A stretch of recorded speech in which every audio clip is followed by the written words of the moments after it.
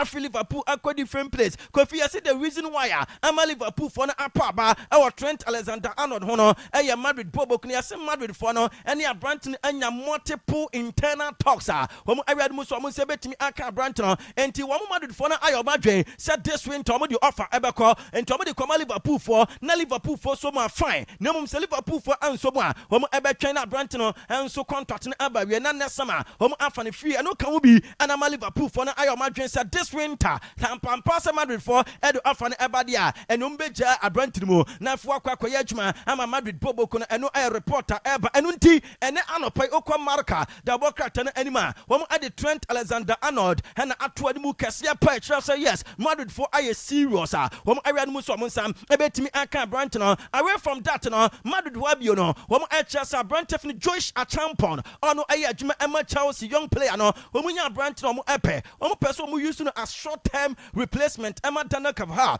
ɛna afei no long term replacement ɛma Daniel Carvajal sɛ Akwaaba ni sɛ ebia wɔn target players wɔn target wɔn no wɔn anyo wɔn adeɛ mete ɛne sɛ Josh Achampon ɔno ɛyɛ adwuma ɛma Chelsea no wɔn anya na wɔn ɛbɛkɔ akɔfa Liverpool fɔ nso ɛkyerɛ sɛ Trent Alexander-Arnold ɛkɔ a ɛne he is the right replacement ɛma Arnold ɛwɔ Liverpool back wɔ afei Newcastle for ɛne Tottenham Spurs mu nyinaa ɛdi nkɔmɔ with Abrante from Josh Achampon entourage ɛne Chelsea bobo kono ne mu anigye sama ɛba ɛne sɛ Jonathan Tah ɔno ɛyɛ adwuma ɛma Leverkusen no FC Barcelona ɛyɛ interested yes the sporting director Deco ɛpɛ Abrante no asɛm yie pa ɔrɛ qualities a wɔde yɛ adwuma ɛma Leverkusen bobo kono ɛne ɔbɛpie mu ɛwɔ Barca ɛbɛboa wɔn nti yɛsi Deco aka kyɛ Hansi Flick sɛ mpono this summer wɔn enwura mu na wɔn nkɔnkɔfa Abrante from Jonathan Tah Kofi ɛno akyi no wɔn kyerɛ so wɔn nya Abrante from Erling Haaland wɔn ɛpɛ ɔno ɛyɛ adwuma ɛma Manchester City bobo kono sansɛm no mekane na no ɛno nso anwummerɛ so no menitu manim ne mu Barca fo ase so wɔn kɔ no wɔn nya Abrante from Erling Haaland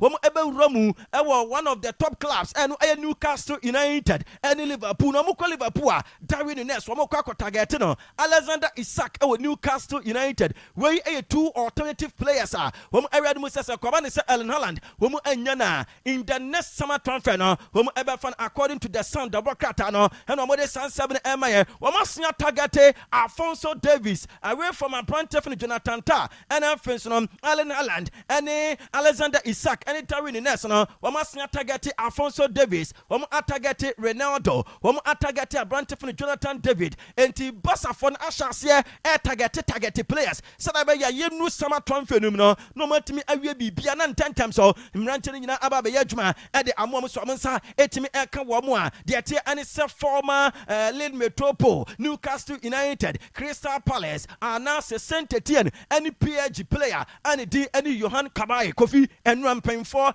ɛde PSG new youth sporting director adwuma no ama no nanu na aba bɛtɔ mu sɛ PSG team no ɛyɛ interested in signing Abrante from Marcus Rashford from Manchester United yɛ nyina nim sɛ last month de approach no ɛkɔɛ ɛma United bobo kun reject yɛ so mo wiadu mu sɛ winter ya na sɛ next summer transfer no wɔn ɛnse betimi aka Abrante from Marcus Rashford United once no asia ba betom sɛ Anthony a wɔn ɛkɔfa no efi aya Samsung na ofi Brazil no club betimi represent 40 million pounds this winter on beton outright and that's a good offer ever for loan dealer in the January transfer no wɔn ɛbɛtɔn Abrante no na fa na sɛ wɔn ɛbɛgya no kwan no akɔyɛ adwuma ɛde ama that particular club ne mu ma awesome and so on midfield dynamo Abrante from Kobe Menu and so I out the next 3 to 4 weeks want to me ensia kan emma gwamom enra ene beto dwa Sir Jimmy Ratcliffe and Inos Group no womo enso atwa ambassadorial ra womo Edema Sellers Ferguson and Manchester United legends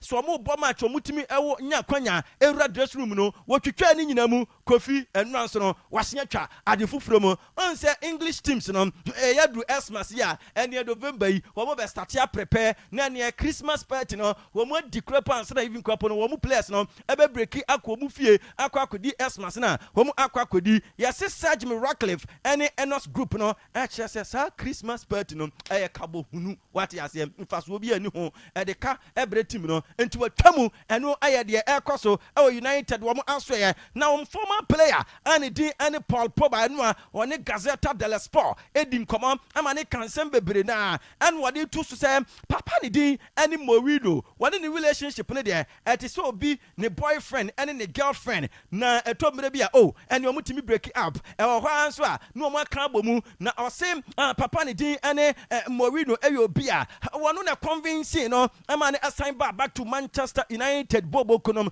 na obai no nso no papa ne support the year pa wo mu se du ba bia na niam ba ko ene mienu bi enkoye nanso ne relationship with him ne de am breaki eno ayensama abrante for Paul Pogba wade to dwan mom bisa ne say o returning to football bio after 18 months o returning ade asem na abeka and was say ado no konom nya no wan shada no mado ne say wade boost sebi ne energy and also the enhance and the performance one no oyo obi a woye bad loser but wonye cheater simple no obekwa akofa duro say be ya na hoden ebeboro other players ne so. I mean, when you will see me, you know me, people know me. So even when then all the things happened, they were like, no, for sure, we know Paul. He will never take that. If he did, it was not, he didn't know. I wasn't on purpose. And this is totally the truth. And I'm an honest person. I would say it. At the end, I would say it.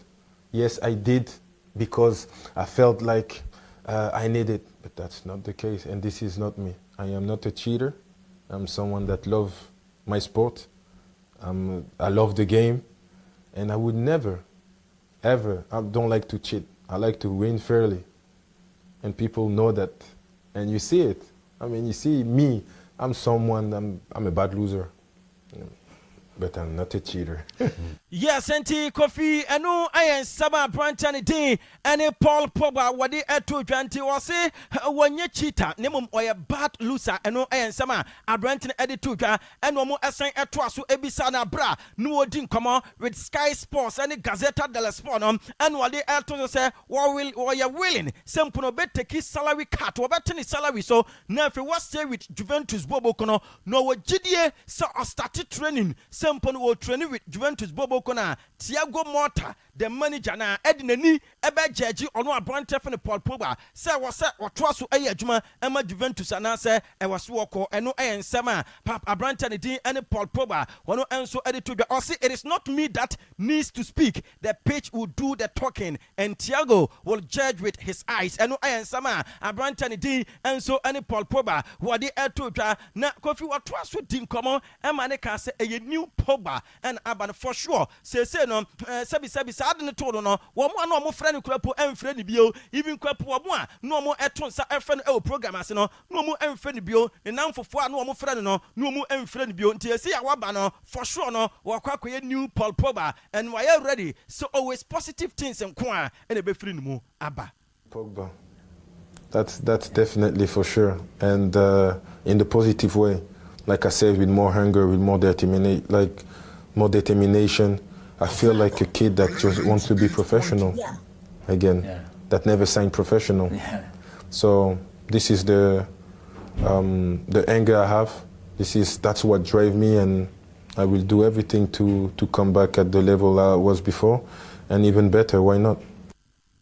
Eno ayen sama brantani din ene Paul Pogba wadi eto dwa yede ni nyina emamo ewa Akwaaba 98.1 so Akwaaba traveling tour eso adoba kwa Canada, USA, UK, Poland, anase Austria, Australia, Singapore, Malaysia, awonu nyina ene Luxembourg no womu ado abakwa ope air ticketing womu twa ticketing ma wa womu ebeye ama afro peso kosua de awa brochom be preschool ama hotel reservations no womu ebeye ama womu brokum ha a womu ebo adwuma nemum open office na womu ewo sunwane SY Bani Abronsanum Abronsan Akwaaba travel and tour ewo mu no sa Abronsan mu na instant property enso ewa womo ebo adwuma kama panti Abronsan instant property ehye mu no sa Abronsan mu na Akwaaba travel and tour ewo Kumasi so mo adwe so ampa me obetimi afra Akwaaba travel and tour ewo 024 5965659 and I say 020 719 2483 Gianfranco Zola Asha say hey, Kopama family there. We are very, very impressed with that branded performance.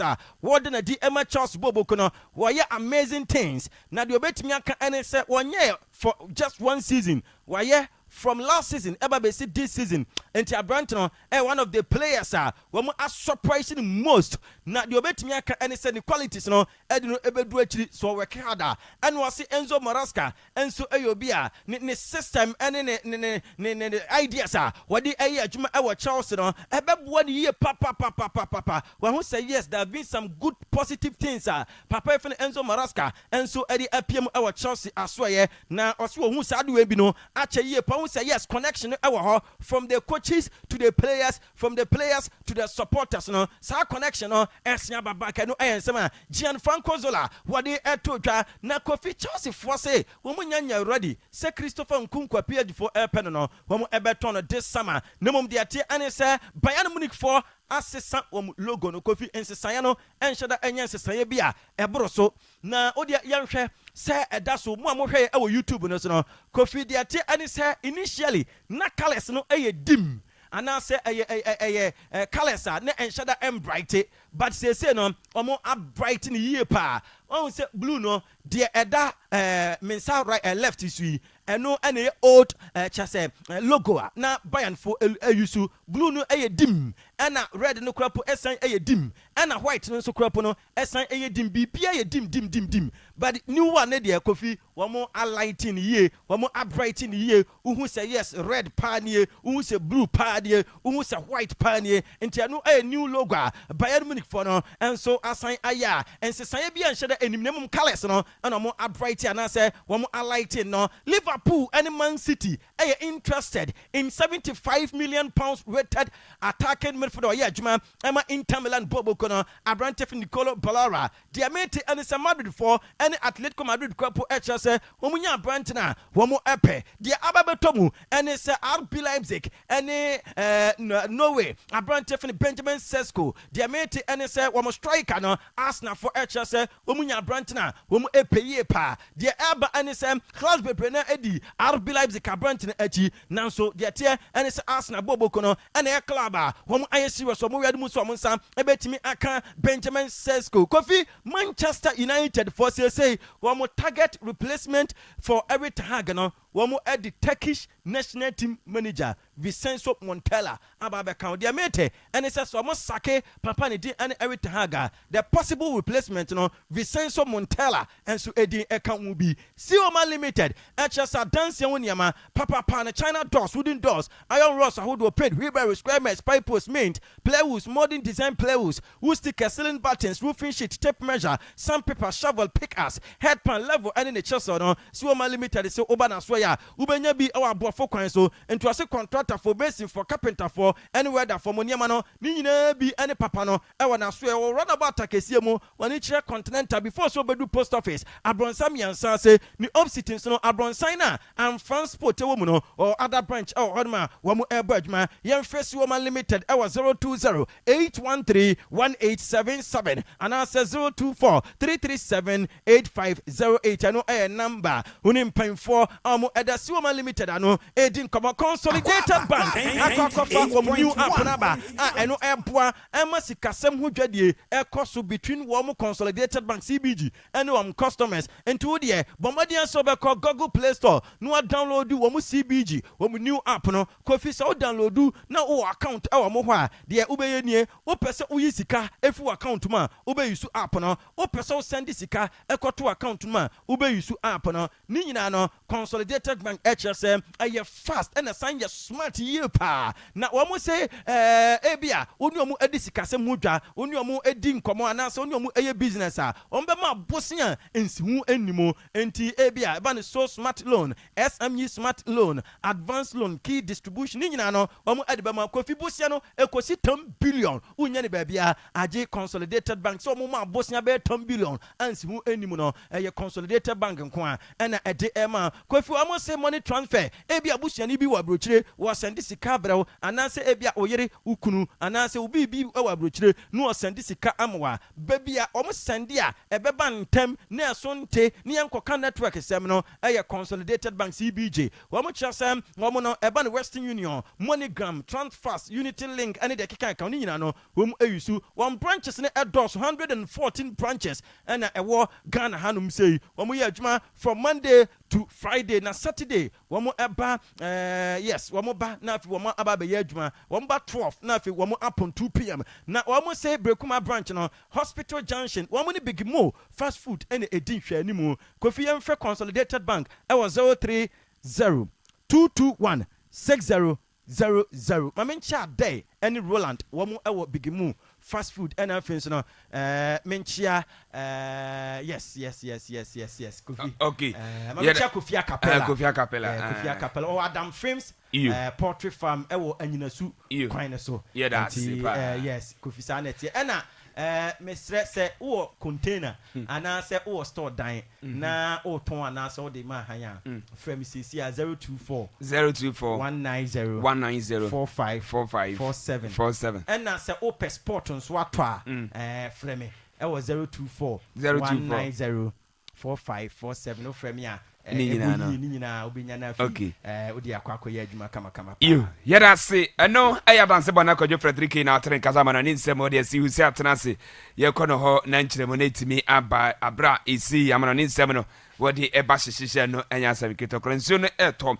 nanso mudo nti ani Ghana man do nti ezetimi sorry na eba be adwuma no se de bi ya wo so ubenya bi etie Hussein good morning na bibia boko de good morning Kovita go bibia boko pa okay yere nyame asese de bia boko yo ma yenti say a birthday or Richmond okay ready ana ye dey atum but yen hye nkomo na se straight away said waka no weda ni mu onyunu nsu to ya yen sa enye anti ye be ne sa yen che obi otie program no anopa samre nsu to bia na me pese ye hye ase free England first because a lot of things and ekoso enra and said me di kan ye no Thomas Tuchel etimi kire say nani abre oba befa England adwuma na said the bona kan no wama yehu say World Cup no ne die so di England beje now enra no bebre na me observe here because Thomas Tuchel aba under huge criticisms which I deem unfair, highly unfair.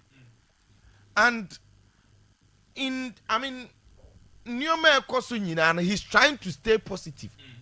And this already or Kasaba Wembley Stadium. Okay. Say Pele say Wembley the cathedral of football. And on why you Chelsea. He's played at the Wembley Stadium before. And now he's been there. And when the deal was lighting up, Wembley. And Wajitum Sasem na Pele okay. Again, or starting the interview, say first of all, I'll have to apologize for having a German passport. Because who say Rio Ferdinand, Jimmy Carragher, England legends, former player Gary Neville, Omunina, Daily Man Bekaye, and then I lady man trust something damning about Thomas Tuchel. And was in a habit. I not a very dark day for England. And telling you say Onyan started a human crown because he's come under huge criticism. So he apologized for doing absolutely nothing. Okay. Say, sorry, so a German passport. Go and the fort and Germany. Now, one of my person me train for 5 dreams so. You can't crunch England for no. No crapane say Thomas Tuchel no onya boni bia why then? Onya boni bia. Ne boni a why ane say oya de is a very good. 98.1. And I'm so be boa mu team no. And you see these kind of people. England from time immemorial be see and before Thomas Tuchel, I'm appointed 2 non-English managers. And the last one that I remember was Fabio Capello before Steven Golan Eriksson. Omunina ankoye, but I know I'm fought. Kofi Capello by no. Onya the same criticism, including FIFA president. FIFA president say on English for no yard say I England there. Omune tatu omu as omu de football by. And he said the national team football, national players, and no sound at least coaching and so can say even though I'm maybe anywhere preventing say a bit more for foreigner, but say England minus status or use foreign coaches for the national team. I said the pride of football na ye who or na kakakra. San omudi ye Capello, he couldn't compete. Eventually, omujana quine. But Kofi me pese me be so almost simple question. Say anti Pep Guardiola no money dinachi. Omani di nechi no say ka Pep Guardiola no mo fa no a enko me ye de omo ye de atia Thomas Tuchel ya na I'm only asking this simple question. Say Thomas Tuchel Pep Guardiola omo di na chi oyade a obem ya ball fair trophies or J hey ni win percentage Kofi ka England for the betimi aka say that day bad choice enye good option ana enti Thomas Tuchel dey enye obi na mo na mo pe coach ena mo fi say Lee Castle no ho no nya de so obeboa enti mo hwehwem and then chance about for a foreigner first foreigner because enye obi for na English na coaches nya de o Lampard so nya coaching Michael Carrick coachi team bi wo championship was a League One. Wajai coaching. Campbell onjai coaching. Roy Keane coachi kakra ompa mano. Says the coach oya dey Eddie Howe. Or Newcastle. Ebi onye na adwe nyet aso a Eddie Howe onjai coaching. And the English Premier League the best coaches ni na foreigners. Anamebwa. England for ni ho. And so Arsenal coach on free Spain. Man City coach on free Spain. Unai Emery on free Spain. Bournemouth coach Andoni Raiola on free Spain. Man coach in any Kofi still a whole war from Kwa and a yard in the English Premier League. Chelsea coach why Enzo Maresca. Why on also cry on free Spain on free England. And the children say of Argentina a whole war from Kwa and then dominating English football. England coaches omo nya de me say omo ntiase a we Rooney so da so coach. Nancy na ye yi dadi. Omo governor.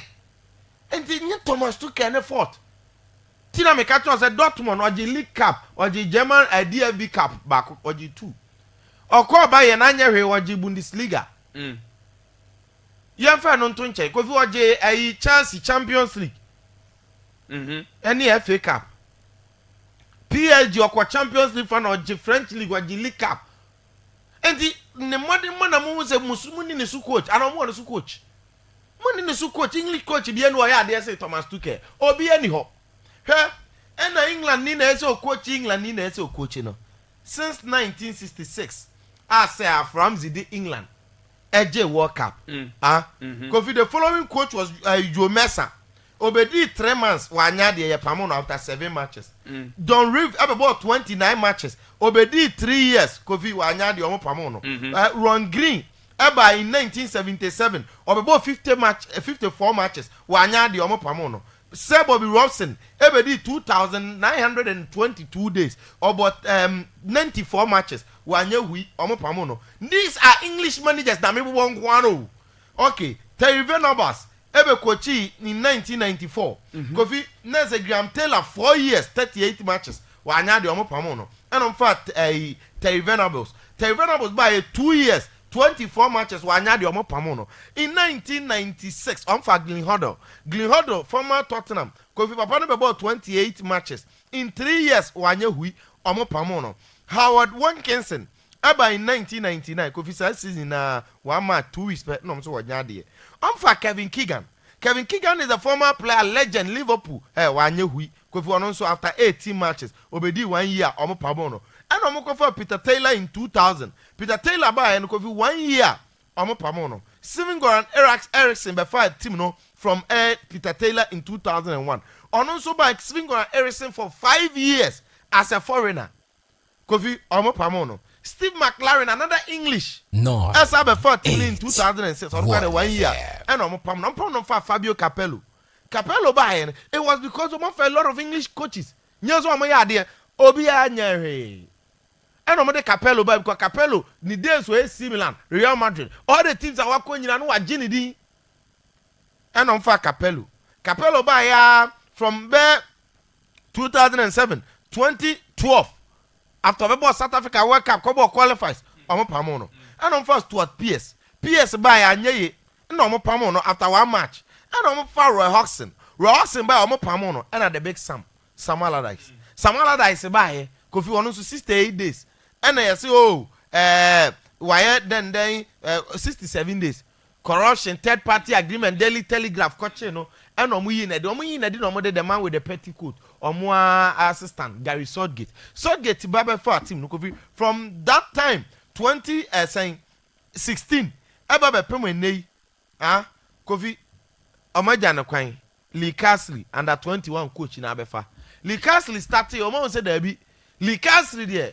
Omudi achira obema Bellingham near imadane te se ba Fatimi Gomez obema players na ye mre na team no kwara omo ntimi nya hwentimu pe coach enti enye Thomas Tuchel ne fault because ne ya amupe coach no me say English play coaches ni enje obi a license o Omunyina license omunyina kuta coaching license omunya de ana obi wo ho ya de si Thomas Tuchel nti omunya di no montena ho Thomas Tuchel nye obi abone di obetimi na obeye oba na anye ye amukure anye ye dada ana ye dada me dase nti oba na anye ye nhwehwe animu na doso asa omo ya ade bi e na omo fa coach na ese omo dwe ho kofi ye under review ye nko Europe ho Spain nje de yan dia na Spain nje ye from Nations League to Euros from 2008 ban ko mkra Euros 3 World Cup baako omta Nations League France kuta Nations League France san kuta World Cup Portugal kuta Euros Portugal kuta Nations League enti uko Italy kuta Euros. These are recent memories. England for the way. Enti mo no dada nyina mo nya de dada. Teams ni bebre abepa mo ho ko. Bebre abepa mo ho ko.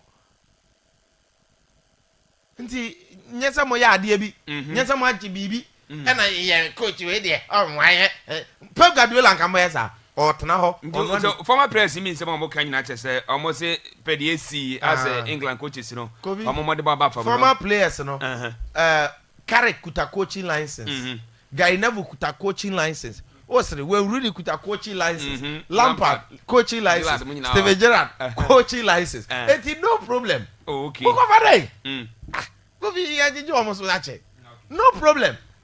Gary Neville now all complaining. O kuta coaching license o. Ba won goje. Maybe o team na ko am share na service so team coach bi. Hwe. Yeah me kai so coaching visa. Mo nyina mo kuta coaching license.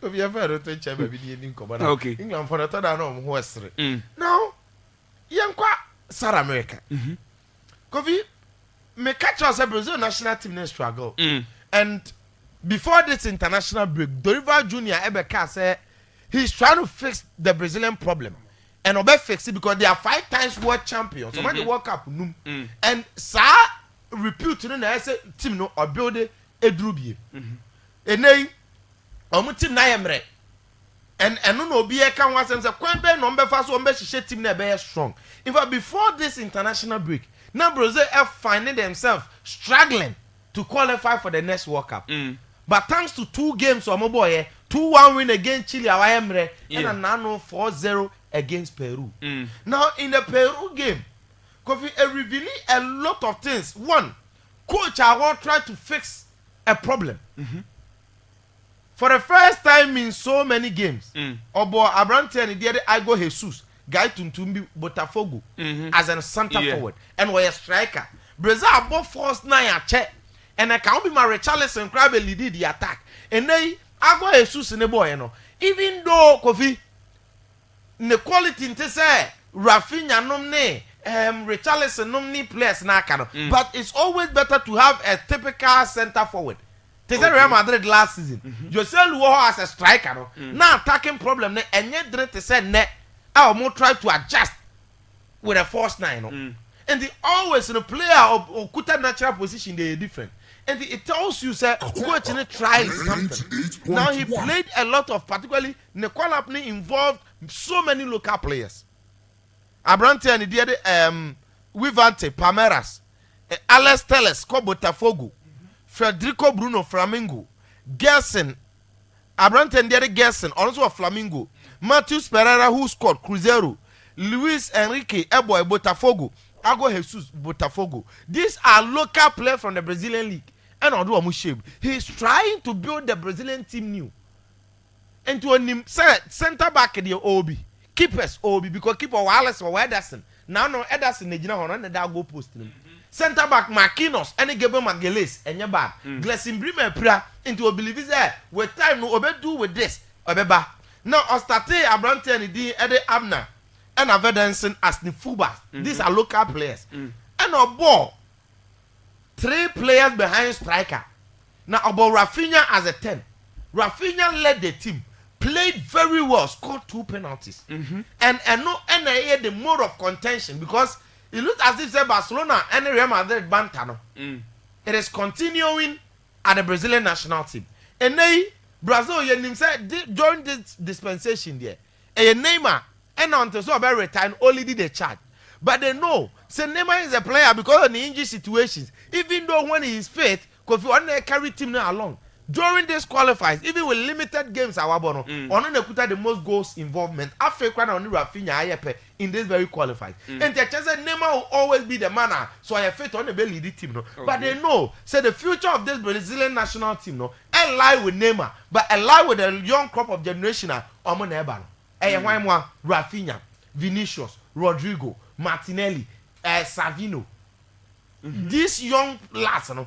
And no move so met with the Brazil national team no akom him. Now Barcelona feels Abrante and Rafinha is on form. And with Hansi Flick formation or the man of Barcelona as a 10 behind striker, and it is helping the player very well. 5 goals, 4 assists in the La Liga. When him say after 9 matches on created the most chances in the whole of Europe, 32.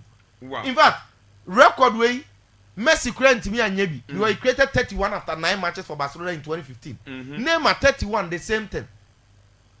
Since Xavi and Hernandez Cruz in 2008, at that time he was at his peak. So it tells you say Barcelona knew me for Rafinha. And about national team, he played so well, he scored 2 goals, even though it was all penalties. But he led the team. Now, when him say Rafinha is finding his feet so well, our Brazilian national team, a man the more based on statistics, goals involvement, I do also see Vinicius.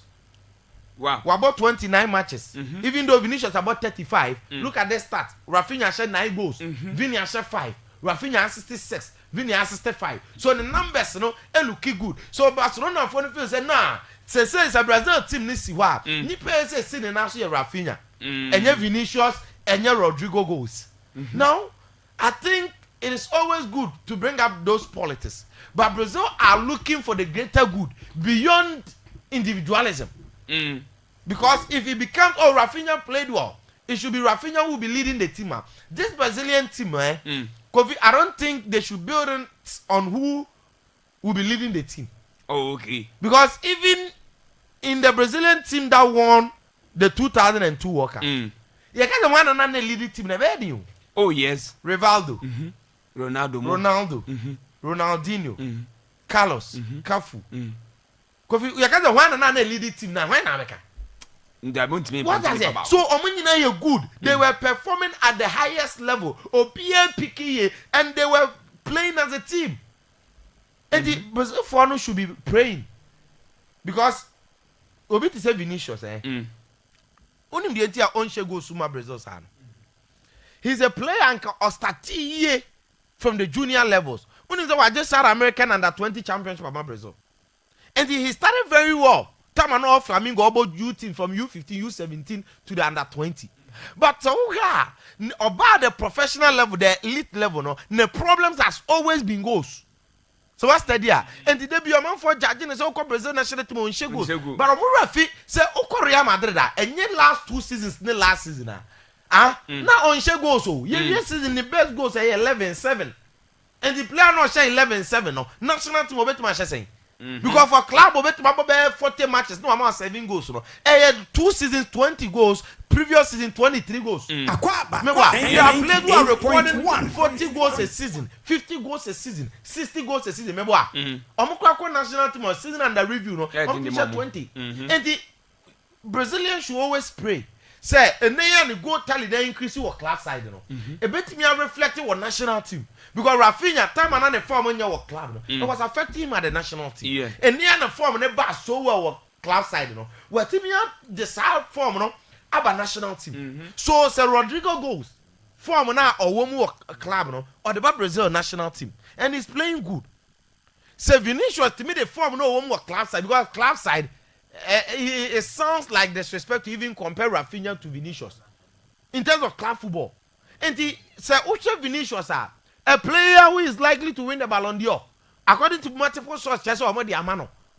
Yeah. No, or the south form if you club side you can only wish so the south form the national team to help the Brazilian national team because I'm only dreaming. Say imagine say Rafinha picky, Vinicius a picky, Rodrigo a picky. They will be able to carry the team along. Oh yes. And that is what they should be wishing.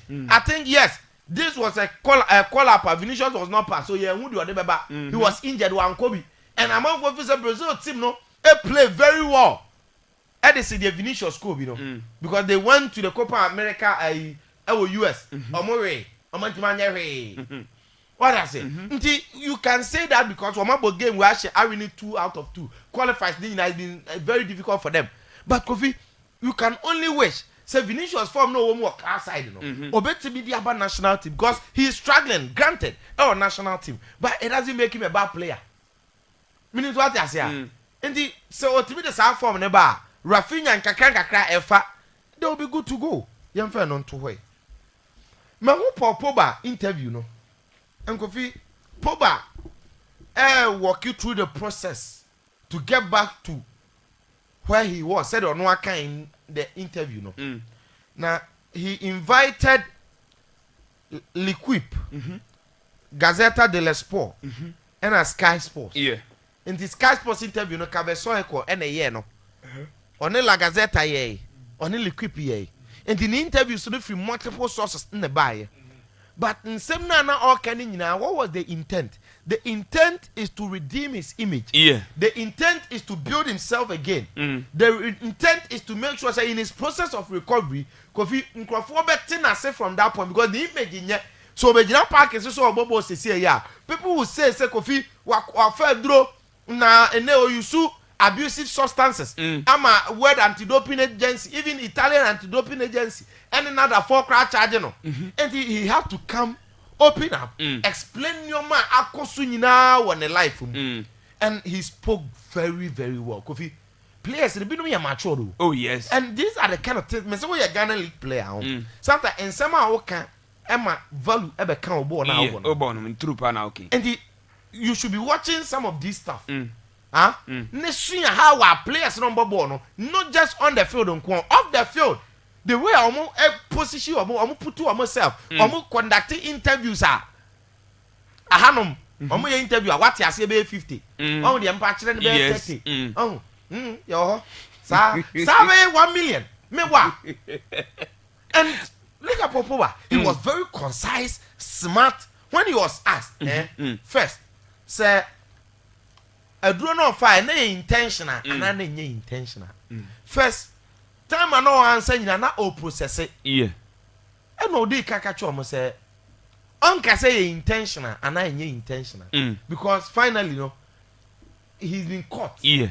But the explanation, even though vividly, or call cast no, or explaining everything verbatim, or man a question or answer, or be adding a point by. But at the end, cast G to me say or no, and any intent and or the fight because head professional idea drone man. As I head professional idea drone man no. Now say called double check it, triple check it, but if you as a doctor, I prescribe this as a full supplement. And full supplement is say idea obia taking on a norm without even thinking twice. Yeah. Particularly say go to free pharmacy. When I go to a free pharmacy as I come before I check it out. What I say? So he wanted everybody to get his point. And anything a cast will say, even though Akonimo gem, it was not supposed to be in. So he got to be punished. Yeah. But the end of reduce ban say it was not with his knowledge. Nti the explanation of your person criticize the piano or be person nipa nje verdict no document no you published out there said the or can from the truth perspective because on the perspective or whether anti-doping agency for no so there and the be more certain whether what he did no or ya dia na wanya there. Okay. What I say? And the one committee no because anything that he was going to say and go for be picking out of context no must have their chastising and the purpose that he came to do the interview will not be served. He was asked, Tim Ben as they say, why not just so and he stick to so contract with Juventus. Yeah. He know say nay on your Pogba na not a one pick, you know. And he said Juventus person more terminating the contract, but so obe accept pay cut the club to no accept pay cut. No we stay. Well, Juventus about counting me more ball. Telling everybody say he's not that bad person. Well, Juve felt hugely disappointed. Say Pogba pa must be Allegri. Yes. Maybe obi say one of the reasons why when the team 90 man franchise a palm on the race you know was because Obaso be build the team no with Pogba. Yes, I didn't know. Pogba pray na injury nation on. Obisa no say to him so we injury pa na one can you get it. So when him say what how you be and he will need to repay them. Okay. He was asked about Man U. Yeah. He had a very smart way. He the way account him Mourinho ase. Also him Mourinho ase no. I so be ne again. Mourinho na this cabeto no. Also am timi ko no am abom. The onimpa no say nyo na start a fight no. But always no sometimes omoko, sometimes omubom. And he had a way in answering all the questions at the end of the day to make everybody understand his side, his perspective, and make everybody know, say, Paul Pogba is gradually coming back, being in the news, and he explained, you see, one of the wisest things are, Obiabe Timiesua in life. Only in life, Sasem Toa, and a wonderful. This is a plain truth. Yeah, the true pan, okay. This is radio, yeah. All the people that are calling you, man, lose word, you may down for them. Oh, yes. Fans and all the man who lose word, they will forget you. When I'm for fun, I'm your clothes, I'm for seeing Kodidi. I'm from. It is when yes, I dear win tem. Na I'm my way, Nini, I'm a 1 year mature. Some moment and a 2 hours. How? And okay, so called depression. Because he thought he was not himself anymore. Even though Obakazo was sick or your papa, but when you were so near Biawa assassin, Kofi. It went to a time he realized, say, baby, and a number for 4 don't even Kobe. First, when we invited a fashion show, there, come and be a dear con. He said, all these people are not inviting him anymore. And he went into depression. And Kofi, depression is one thing, said on one kind, a new status. Dabi. Ubetima a billionaire. Ubetima, Debia Casa, a scafoyare, and no credit. Kofi? Yeah. That's a bit jamina born you be, or see a dog for Hiana Mon, you know. Because, when him say, a Hiawa. Here ni ankata won't be scanning in your pedal. Dabi. Escafo depression. Oh. We are know about interview. I went through depression. I was alone. I was sad. I couldn't make calls. I couldn't contact people. Like Mintimi Nyare. I was sad. In about 1 year, I've walked through this. I'm so sorry. Here ni no. Here ni depression number 1. The depression better na saka hono. Obeko yes say. Okwa a TV man tell me. Abrantie ni monyamfo when you fear you what the ahoma se ne kon. Wawu what the letter atwas here. Oh say scafo here depression and then here for depression no. You are in depression of here one. Depression number 2.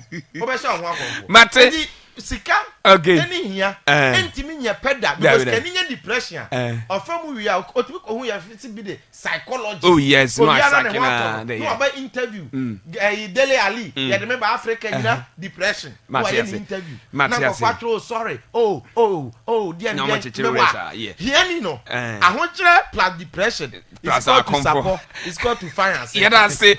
And no I Hussein Adams now Tenka say I'm not in somebody in Chemo FC Ocean Eba quick na what me at the Nidia Abashana say Rafa scientific about 7 cancer zebra. I want is so bad Obenya war now with me and I feel so when you send us sending a idea Bema saw to me and I feel Bema yam rampum say also be say prostate be and a simple fibroid be and a dawim. Unso na am say diabetes be and hypertension say stroke be then you know by a bit metro say come and eat me the mom. What's an piano 7 a.m. to 11 a.m. no free screen air custom and no hypertension and diabetes. The other say we say be I don't be uma near it's my drum that's what to draw now the akwasa we adem they say the adwuma no was say a Monday to Saturday and upon on Sunday starting on 9 fan area bana wie oben hwe e kato e drian pap na chopem ye ben prophet in okunimi na sorry nche ma udon say e kan e prefer no press 0248 110207 and 0596750947 phrases cm na yanyo so na ye mo kama say bia wonso ayaresa no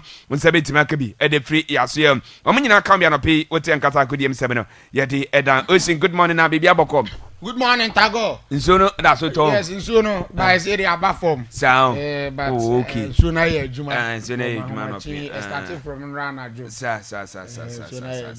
On this, Usha inside as I want to. Just a opium on Tino, we are busy. Say no crown at home for free and crowning a better. Sir. Okay. You. Take one who don't yes, sir.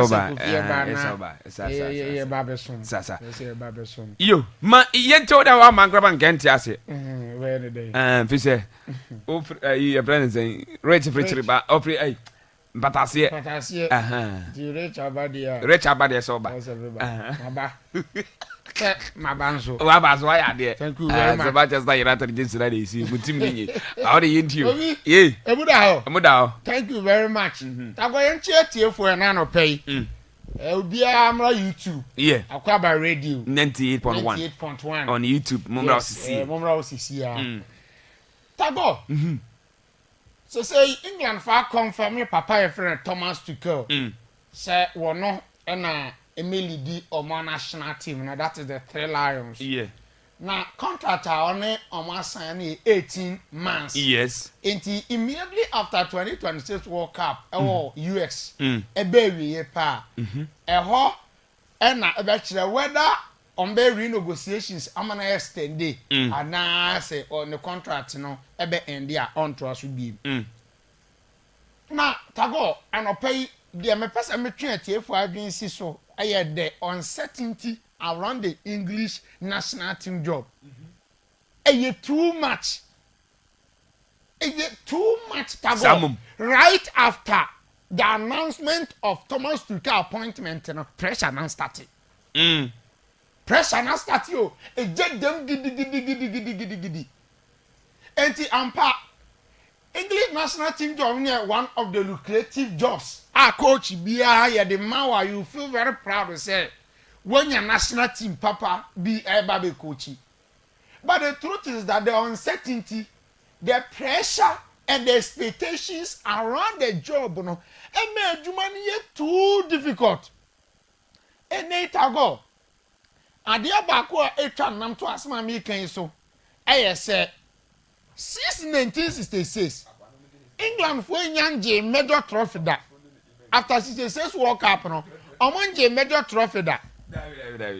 And the expectations, you know, and I said, yeah, aim no, yes, England for the magic trophy. Yeah, who said during the time of the Southgate, and Yaman started saying a Koye or the Omokobo semi final of the World Cup, and a Croatia year more, or the Omoko back to back European finals, back to back European Championship finals. 88 ago, before we bet me about, I'll bet me about Juma. Before bet me about the prove England for not wrong, no. You need to win trophy. And they say Thomas Tuchel or the England for to me reach final corner. They will see say a new achievement be out. Oh yes, it's a mod draw. A mod draw me no. A card to being commerce or trophy no. A mod draw me no, but I couldn't put your penalties against Italy 2020 there no. And now narrowly they lost to Spain by 2-1.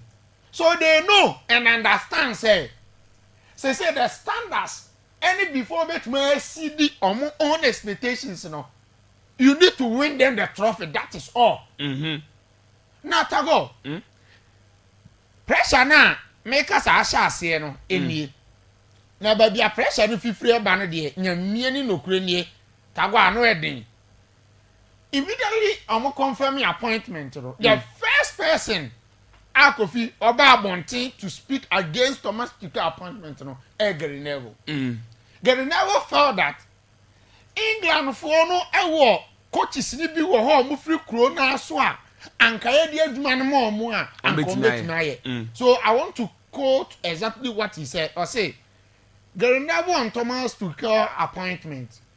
I think we are damaging ourselves. I do think there are outstanding English candidates who could have been appointed. And in Gary Neville's own opinion, he thinks that still a mistake for English Football Association so I'm do man foreigner.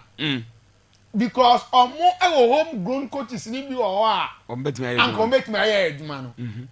Jimmy Carragher so amba e di bia ba to so. Say a disaster. In fact, he was emphatic as a disastrous idea for English FA to give their national team job to a foreigner.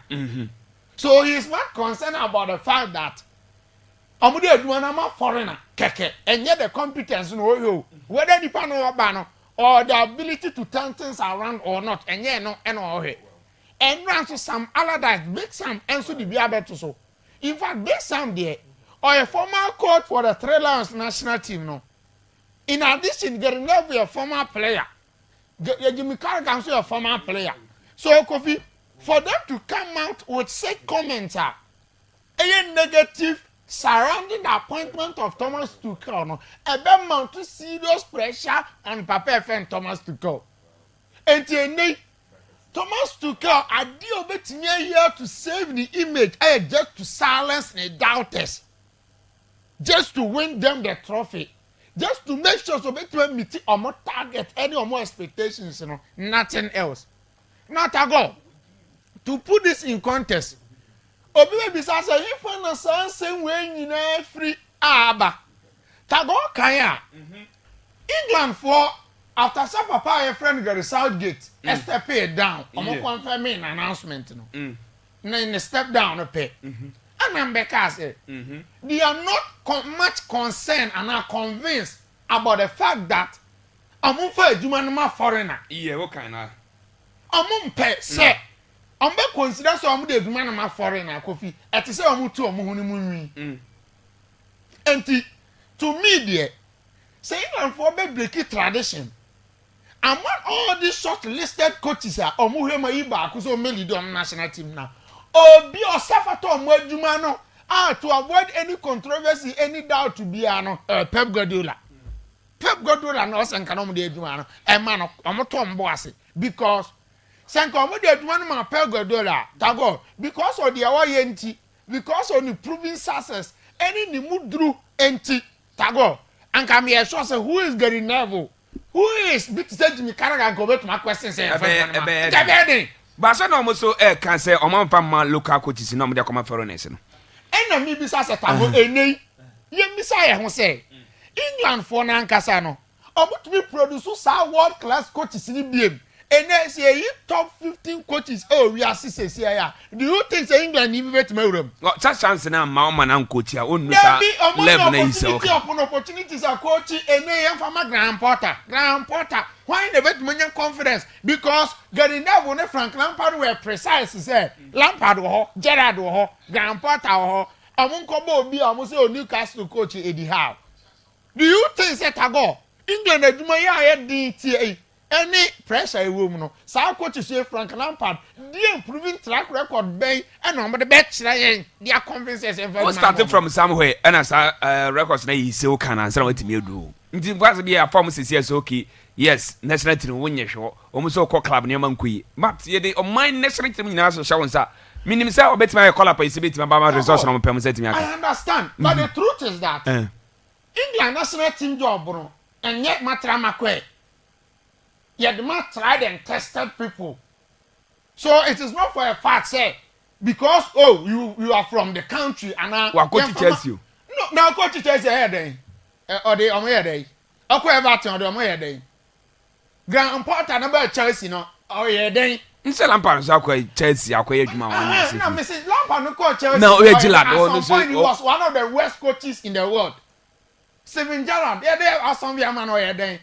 So if you are to base on their proven track record, any your 1 year, I'm going to be convinced and say they can manage the Three Lions national team, you know. Every new and they established. I'm going to be to convince. Now, Tago, yeah, the Ejuma, I'm a papa for Gary Southgate. Now they felt that Gary Southgate no me Ejuma no man on. Idea a year on major reason they say. Now Gary Southgate, our coach of juvenile teams in big painful for the man some of the guys. Okay. Ruby lost to stick, you know. And I need the make similar to Rizla Fuente, the end was Spain. So they thought that only boys in it. That is why I'm also Mumford Man Margaret Southgate. And I'm only man Margaret Southgate, you know. About whom are they there? But you couldn't meet the expectations. And they are afraid. I divide the opinion and say, Sagari Southgate echo near probably the Jumana man, they are ampa. I was say I mean we should go by our tradition and your culture say yet the need to be foreigners mudie but we should equally think say nipa na idea adwuma man ye consider say yem farmer obi o local coach no or the needed credentials and the needed competence and so obetuma the adwuma no okay and no divide opinions no time na omo bisa English fans and say Lucas after so call suit 2-0 home to Greece. Good. Omobisa English fans no. So when na mususu say anka ye the coach ba amana be replace Lucas here. tago hwan ne mfa no ba say yenya nkrofo bi obi si Mikel Arteta foreigner yenya obi si Pep Guardiola foreigner obi propose club so do you think say nke ma club and Guardiola nka tago at least nka ebe can meet the uncertainty the pressure and nka be ba for the former president who say Thomas Tuchel is ni monye duru good and here one they think say Thomas Tuchel na nkasa no onye enough to convince them say fine England for be break tradition kana near the amobi or foreigner and you be to say Thomas Tuchel. Oh, okay. That's why I say example say the Madrid say Guardiola. I'm very sure, I'm highly convinced say and Quebec they say getting level. Now who is getting level? Jimmy Carragher say Quebec question say only the man Pep Guardiola now. Na say Thomas Tuchel is on so akwaji Champions League with Chelsea. Good. And our core clubs are hold up na akwa hedwuma o. I understand. But Thomas Tuchel trophy. We a good coach you. Marcelo Bielsa on the trophy papa Biel. But Pep Guardiola shadow two nature man. Marcelo Bielsa on the trophy papa Biel but Pep Guardiola shadow o two chair at the man. Antonio Conte is on the Champions League. But he's one of the best coaches. You get a point. So the mere now Champions League no be at me give you. Now Roberto Di Matteo on GB. Oh yes, what be? Roberto Di Matteo one aboni dinner. Go be am money. What's so be about Roberto Di Matteo? Chelsea fan is a bobo. Because of our Baku 70. And the fact that we're winning trophy guarantees that we a good coach. Sometimes you look at your coaching methods, your coaching principles, man management, your ability to transform teams. The other time I make us say United the Eduma Bemazi coach here, and yes, he done based on how difficult our job on because your coach has been more proven track record. Say, Eduma we had said the crown now bet my oh yes. For me to say some more bodu. Oh, proven track record. House of folk. House of folk and House of folk upon coaches. Yeah. But in the middle of the season, all corner.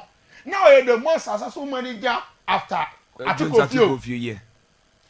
For me to say some more bodu babe kun Chelsea. About the time na niema ji almost niema ji egu. Abra eniko. Eniko unannounced, unexpected. Kofi, ya started second round of the season. Second round, some boy do start and them say abobe 2-3 matches. Yeah.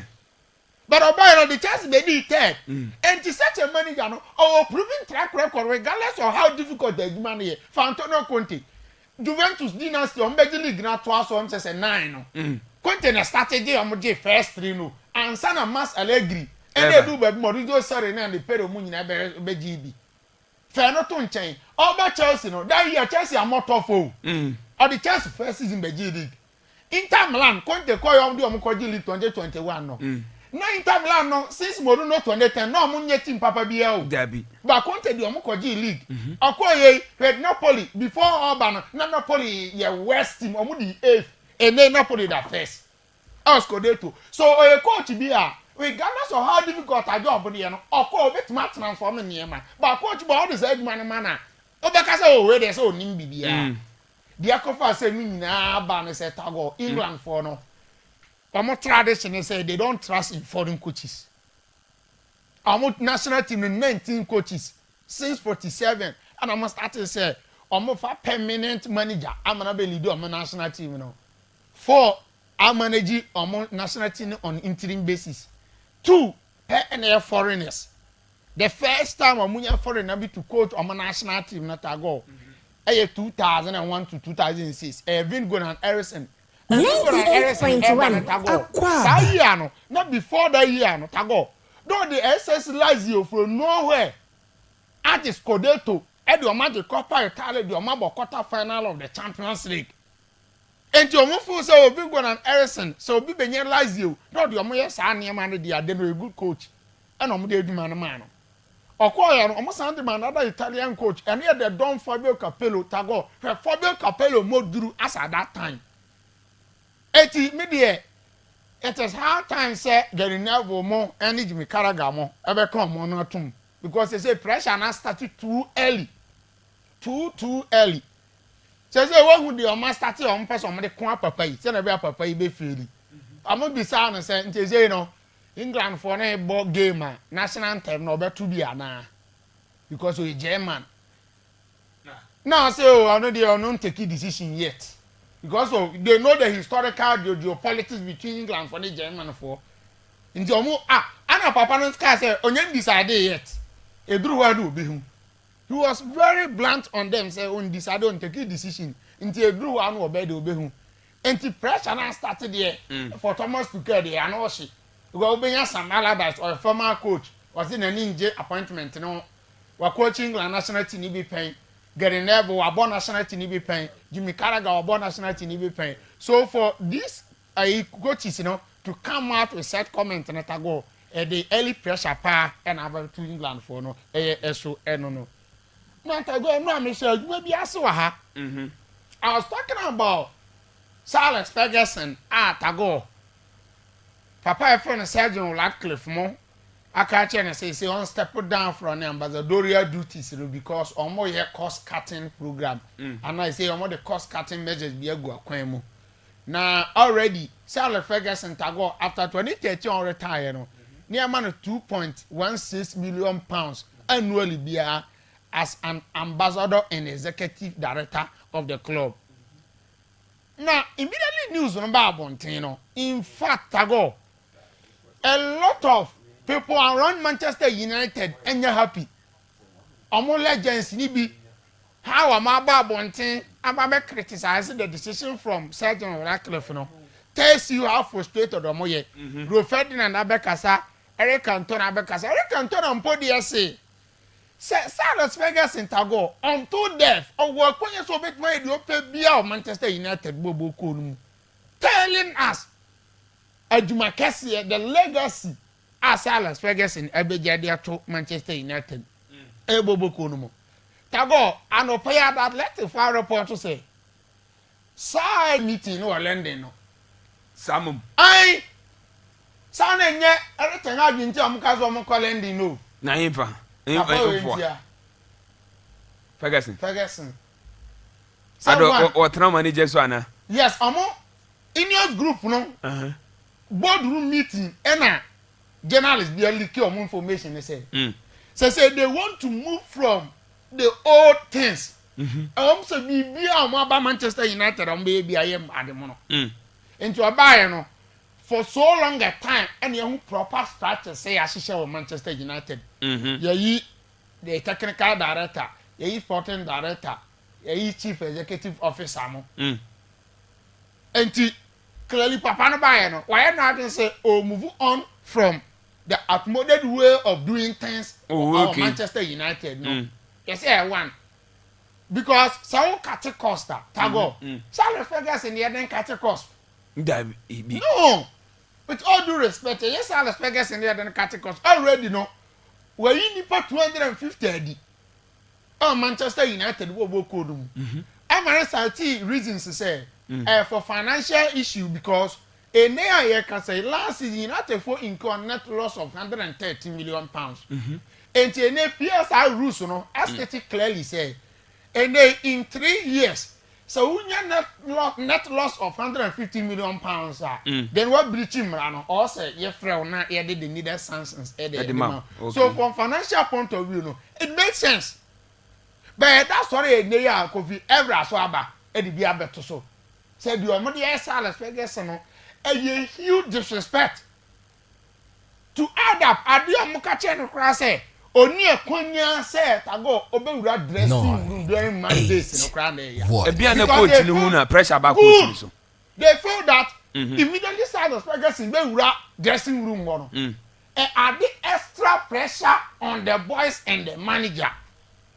and maybe who say could be unya sure say anything hard ne kwesa complain to Sergeant Ratcliffe possible I'm tempted to believe because say anything out to me yeah e me saki Cristiano Ronaldo dey na trace won to me yeah e ma Sir Alex Ferguson enter the home field na boni and yes in case say one be here this why ya there be I feel that boni because tago Sir Alex Ferguson untouchable in Manchester and I'm so untouchable now can weekends players na ketu an motiam o yiska ne bia na there be but coffee na mo yiska le complain so or the kra any bibia the dedication and no there so Manchester United well so my best money free that be free na abaya adwuma yɛn road long service ne ade so no so be yɛtuaneka da bi o wakochi we no even though no retirement utuaneka but we no ni dedication na ho fama odi unu so betuma for bi so onye wadwuma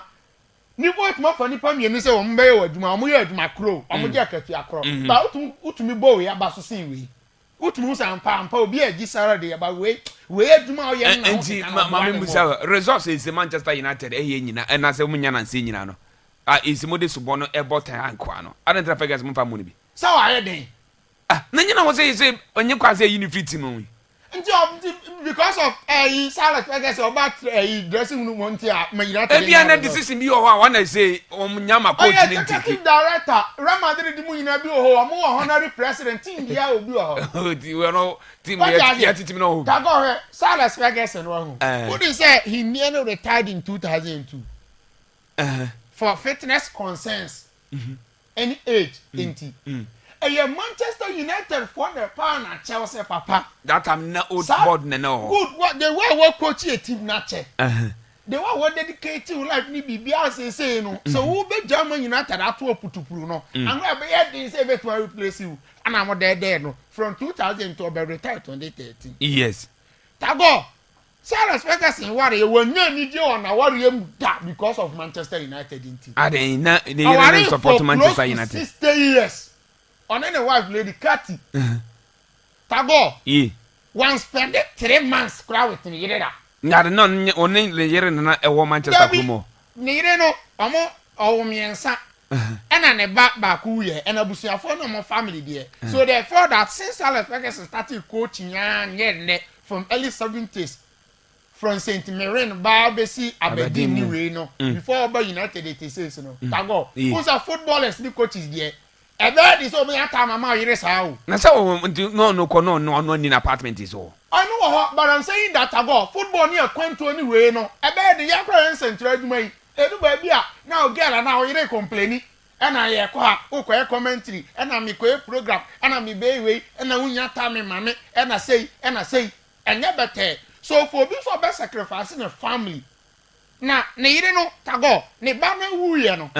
Ne ba ntafo no omu ne ba no ne baba ku wuye ana ne yire no me ntafo ana ne yire na ta ba ku wuye se ne yire na wu ne yire ntin go wu last year also okay ne na ta no ba ku wuye tabo enti na o se nko no as a family man and head of the family no ojai adwuma no na nka okọ na owia na ordinary no akopem that you was Salah Ferguson fa no yes yeah that's it what I say so tago Salah Ferguson there okay eni kwansa omo ye no sa because over United no na trophies are EPL Premier League titles and no 7. You. Oko Wamamo 20. Wamamo 38 trophies. You got in the team. Since Premier League started in 92-93, the worst position here 10. Martin me that say, on got in the team. Why? It's a group from Abeso Manchester United mo. Omo yin ma so nti ase. Ona ti hono. Tonso ka tenso ma no mbiem. Na Ibaji travel consult say me kan che sebra. We do A2 kaba ko dasim dwe kwa say o sin krobi ti say US of A. And na pese ko oba kwa degree course CB. Ana sample onya scholarship bi na ko pimo e Canada na ko suan de nyina. E betimi abo. Ye hia driver sai so ma ko pimo e Dubai. Eno aya visa before payment ana afizu krobi ti say UK Canada US of A Poland Germany na pese ko. Ne nyina betimi ade onim obetimi ko dasim dwe kwa so say me kan che sa country before so be kono. Just say when passport so before so when no website a ontimi enye bi ni mienu nyina wo hia bi abrane mmowe phrases here I was 0540 239363 0540 ofra bitimi ajoso ni aboa kama na onso ne mapa no onse timi akabi na nom ana Laurishak Enterprise amen kanta sebra wo se o na so ba cabs papa nyina onse bitimi akabi se ope cabu bi at se 1.5 mm ana se 2.5 mm ana se 4 mm no nyina ba onse bitimi akabi o eno enye cable no price yo cable ni din no ntifa se otimi sa se ope turkey cable cb ana se data cable cb wo ba onse akabi Semi cancer se no se edanjen se pe bob cb na odi akose o lamp dem a bit se panel light na se mpo se fra light se wall light na pe se socket na se switches awodom na nyina wo ba won se kabi na wa bit se fine na pe se stand fan se ceiling fan brane mo na sentimi kabi eno se edanjen se ye fufu machine bi na pe bi anan se microwaves no nya ba wo meje bi ato awen hom wo semi cancer se nyama bi eze e fan electrical bi an bon ma de na bra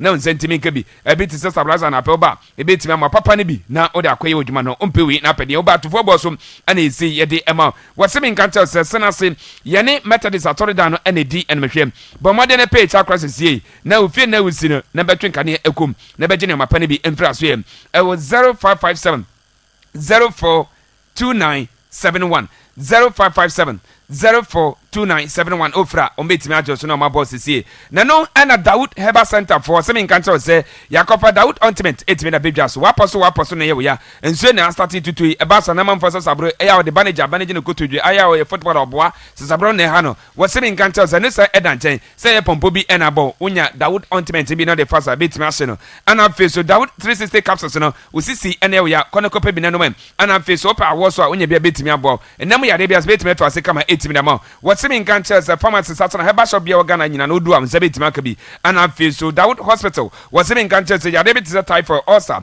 sasso and a blood pressure, say your diabetes and I feel so soon I'm say gonorrhea surface and as a prostate cancer in Naba, you bet mamma donate me first. What's in Canchas, Joseph Crapa, Udrum, say a kind, but more than a page, I can't frame. I was 0244 8864 37 and 0201681717 ofra mombetimi ajoso tese na mabwa amayarasano onsetimi akebi na so ade akwasa ho yade na wasemi nkanta se odan ne kopiem register wone brekum godi city park no onsebetimi akenu ne bi ho ni bon chemicals sa wo brekum rana bat nketo wodu a onse ekebisa so na kramata ba center brekum main station pe wodu onse ekebi anti akosua e wasana se do na onse ekebisa so ana genak pharmacy wone GRW ne die ne hwe oso do a onsebetimi akebi e na no ana mother kesem nkancha se de yehia se wawo so pem kwada duane kwada diapers hawro nyina ayi sebetimi abom akwada netimi anya wondim no etimi anyine tempa so no enom ayi mother ke bomode ne kosisi na kogine mapa nyina wosem nkancha se nuane esa akwada ne betimi adim na wanya wonde na adwunu ma bi nyina no oba nse ekebi eno se edanche se petu brass oba nse ekebi ana afi so pillows hawro ne nyina bra na beji ewe ho obehu ye obrekum holy family kwan so pe ye ne biada station ne die ne mehwem aya frefra no afrem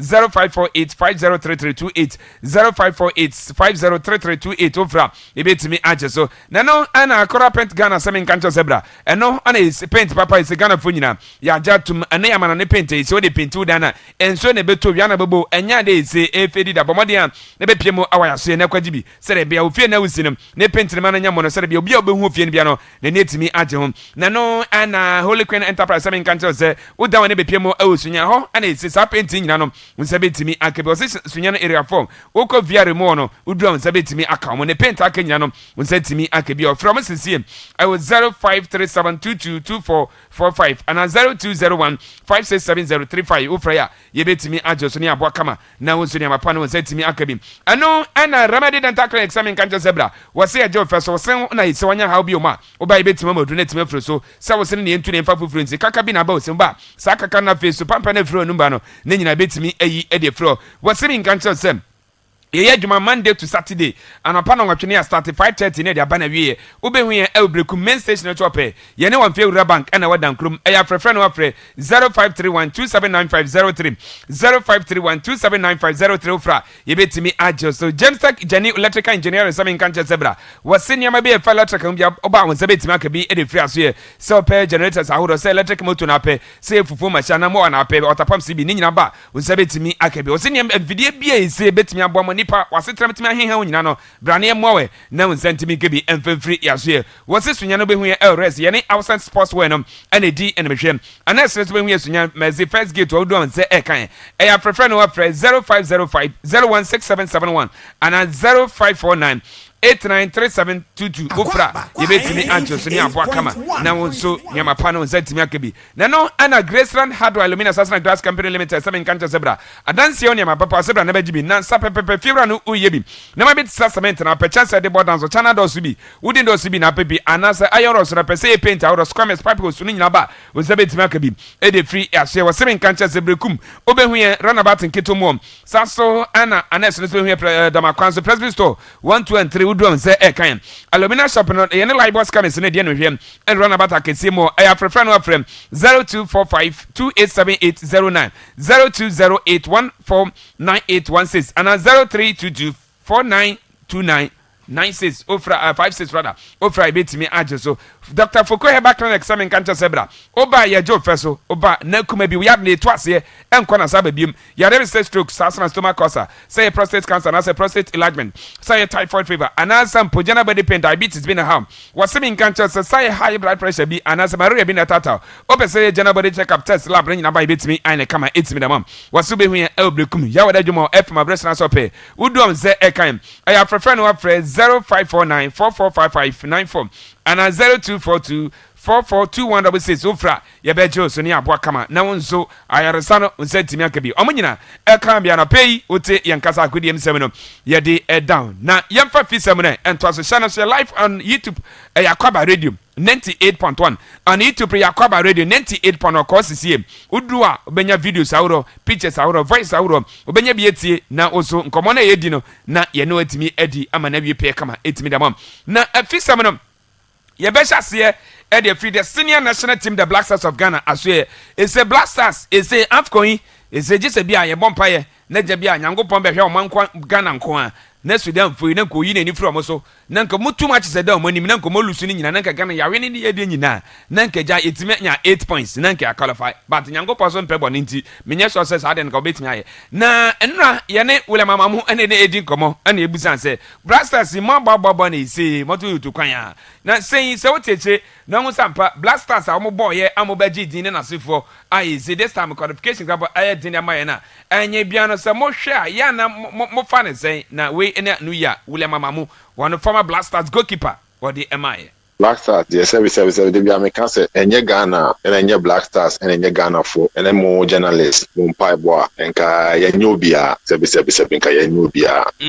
Na baby, I could do, I say, qualify simple, this simple, bit me qualify. So, I would teach this as a former player, and I now feel saying, oh, I feel very bad because your time, no, ye could be an Castle African, pet, send ye Joson. The I say, ye didn't come from Kakra, and at the men who say, what I see in the current players, they say, pompous. And Omadwin I almost say ye Frauba national team oh ye favor ama national team instead of say omobe can say ye ba abekun e de MIS I say so jani e ne ko the me who say players no more bad they don't care whether they win or not dedication ni ho commitment ni ho it me who say at your time Michael say baller Sule say baller who ni reaction these days no the so called big players no almost say ball they don't care but then no no ko enti no me who be busy say players no compete that is why our team is going down. Uche den ene ze ebetimi asia de obobosu e players no this time no ye hu bisa. Oh yeah sure say local player ebetimi ekogina anase obi afi na ya frɛ na ba anafi na wako Europe aya frɛ na ba national team be kunu ekogina the so called big players and senior players they nim acorrectio bi ni ho sa your time no bisa kwesi apia obeka kiro because say ye call Libya ye ko share 1-0 and sem kakra sisi ye nti ye ba Accra na me ko frɛ dem apia na me frɛ Michael Essien me frɛ Essien na me ka Essien ye ko si wo ho no sebi eni anje ho nti dem frɛ emergency meeting wa na apia ka say yes e ampa ti me ko le dem na ko ka kiro le no le yes mo dia o kan ye nti ye frɛ players ni nyina sellers wo kwesi apia ho mu nyina na me ka omoni pa ka kiro mo say hey omo a Ghana omo je Ghana si ho no me akwesi apia e di ansa ene kofo no mo ye nim no yan we are just receiving big money omo time no stick ni ho omo je Ghana football me hwe omo say na ye disca kese nti ye mu won one players ni na ho say no the American no ye no correct see no player behind me in cup the so called big players then me go cast omo be foot but the unity is not there see no big players say no what we saw from so that's why the team is going down. Okay na nochi ena mebuza ne say ese DSC no ase brem no ye de ne nyina e ma GF no ana afi so ye technical team no nante na kan minim wo hwe de Ghana fo eke na so boy se de bom ya wonu ambe ya adwena na no ana William mo e kire se wonu de GF ni de ontimi fa so bo ne mom na mu players no ana afi so coach Otuado so no be be ko e amano. Me, I will not blame the GFP. I will blame the players. Europe, now the coach there. They don't blame the president. They blame the sports chef. Nipana or recruitment. And they blame the president. You know, the president give it me over 10 years. Now they be as a Nipana or recruitment. Because on the scene now. I will give the blame to the players and Nipana or recruitment. Your technical head, no, Otuado. Yeah, Otuado is my senior. But make me say he should be blamed. So part of the blame. I wouldn't say 100%. Part of the blame. Because who any idea Shawonsa, separate players. You have to have the boss. Me sure say a DFA interfere because Otuado is very strong. He wouldn't allow people to interfere. And see somebody I will watch go Europe, and I want to control European players. I don't know what is going on. If a coach like Celastete could control us and give us result, why not Otuado? And the man for Ensema Mokan is Ocha Black Stars players and Esso Sen and Bianca, Yenyano Quano, one or more Mokas and one on Beadjana. I mean, Casa Yenyano Quano, Sabi, or contract. A GFM Kwan beats me, I can say on Kwana Monko. But let me give you an example. Okay, I say the second coming of Milovan Rivach, Osha, I told them direct, say Milovan will fail. Because let me tell you one thing. Milovan and Bibia Magana. Milovan was hiding behind Celastete and Akwesiapia for his success. Milovan was not a coach, a good coach. I'm telling you, Milovan has did nothing for the Black Stars. Akwesiapia and Celastete did everything, and Milo was just there as a rubber stamp, not the genie. So the second coming of Milovan, what it has now about for the second time, and we have to think about that too. You no, the attraction and Busan is a qualification for Sempo Ibako Remo El Morocco. No, Akwaaba Bibio is a Vance 99.9% in Ghana. You 1% visa, you beat me a qualify 99 is as I could Sudan for one and Nasi for an answer. Minim Ghana for Boo Elfu, and Nasi for Minim Biasan is so kind of tray. Abra qualifies the Enyamu, and so a bit me. I didn't say, bit my cobab coibi. Mr. Ghana for say time be over still say omunyi free omu san say ye den Ghana national team Ghana for nyina dia akola ya wo ne kura no Ghana national team no shenesa because ne mama ne papa tua tax ne editua AFCON ne I have to be very honest it will take a miracle for us to qualify but Osha World Cup now we stand a very big chance and AFCON one shot yenko entino yenko soli ye ho say the World Cup is bigger than the AFCON yeah yem pa say AFCON Kurana, young compensate with the World Cup. Me sure says Ghana say World Cup will be a real defeat young African Cup. In the Empire, the better team. Me say there, I'm looking forward. Me see me water view Mexico in Canada. You go push Ghana beba. Na yes we yen skakakra. Iyo, ndi kwa me monya hombwa. Mbeko na ule mama mo watimi anya skakra. Na George Akosefie, former Black Stars vice chairman and Black Stars management committee chairman, mrebi twamo. Na George eno chere man for air cancel otoado enya de ntiem pam ne nasefo wo se omo amka se otoado yem pam no woni de wono mo enya adwene yema ne bre na yentro support ne mfama no na enya no nya ne bibia sare bia betimi aboa wo se kwan a eze ye fa so na kosiapia ye gya ne kwan man koye na sike ba ye gya ne kwan man koye sempo mampanyin nyina ba mu abrana ket mu ban na nkomo peso akosiapia nto aso na ket e karete Ghana mampanyin so national team do be o peso hyehyɛ no nya de a akosiapia betimi no jan kwama na kono what say a wrong decision omo etike na mum afcon de yenya adwen say ye firi nya na isi ye betima qualify. Ted came and said that Kwesiapia, he cannot work with Kwesiapia, and that the kind of Black Stars he want to build, Kwesiapia doesn't qualify. In fact, I can tell you on authority that the president of the land, His Excellency Nana Addo Dankwa, even tried to persuade the leadership of the FA to say that, please, maintain this man for me. Listen, and as president, he can only suggest, he can detect when it comes to football matters. So he let go, and you appointed his assistant. When you appointed his assistant, you didn't give the man the free hand to operate. CK was not given the free hand to operate. We are all aware. Looking at qualification, it's almost mathematically impossible. That's number one. For me, I'm not one of those who will say we have to sack Otto. We are not sacking Otto. We have to keep faith with him and make sure that he continues the process he has started. Because remember, we still have the World Cup qualifying. We have to still give him the needed support. But for going for this current AFCON, let's accept that we are out. And allow Otto to take his decision and learn on the job. And for me, I think that we should allow him to learn on the job. And then we move forward. That's all I can say. There are so many unanswered questions as to why we failed to win here and to also beat Sudan. It's questionable. As to today, me, I'm not convinced the kind of excuses being given as why Pate couldn't come, as why Joseph Pencil couldn't come, Osman Bukari couldn't come. I'm not convinced. Some of the excuses being given, they just want you to take it and accept it. AFCON 2025 in Morocco, let's kick it out. We are out completely. Okay, we and then some Georgia Kwesefie, what they are to ja and pay your DB Emma, Akwaaba Radio 98.1. Na Blasters on semi ana Kojofia no one ga ka chama. Kojofia ne sema okay nyina ne se wo se he wo nam no tete so almost a cat as a chess the time is one of a so could be known as a force and the lalai and yet is a besida. Now in po one combo ferry and tea, a bayanka, or mama the entrecrata, and Pameda Gaka, and I feel claps and it's a or more bass a blasters no mabi any bats by and a chiban is a eba and they say Jumedina is with as a FA president where Jack to Onyani is over to beam. What has on Quatia, Nano, yes, in national under 20, not only and better side than it goes a Ghana, Ghana, Germany or match. Young Quacha come say Ghana under 20. Well, we are no match in what's all community local business now. The national team the two kinds of Ghana Vanti. Many things, bo, name said national under 20 team no. Ako PMO our Germany. Ako bought match be Kojofiano. Middle Casa CCR, national under 20 team, over Europe, preparing to come and play a tournament in Togo.